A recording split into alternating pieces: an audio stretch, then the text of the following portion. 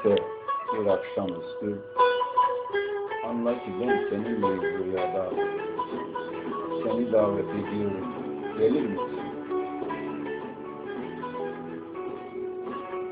Bir gece ansızın uyanıversen uykudan ve seni bir sıkıntı arıyorsa eğer, anla ki ben hala peze başında seni bekliyorum.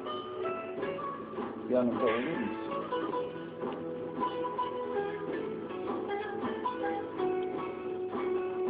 Bir gün ansızın ıslanırsa gözlerin, bir acı hissediyorsan içinden, kulakların çınlarsa eğer, anla ki ben hıçkırıklarla ağlıyorum, gözyaşlarımı siler misin?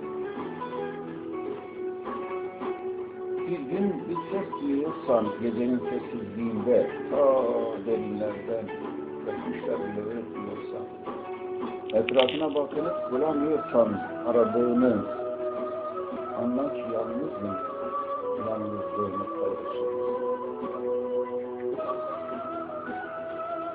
Bir gün alıp başını çöllere düşsen ve bir iskelet gökten çürümüş dağılmışsa eğer, anla ki asırlarca önce senin için çöllere düşmüş.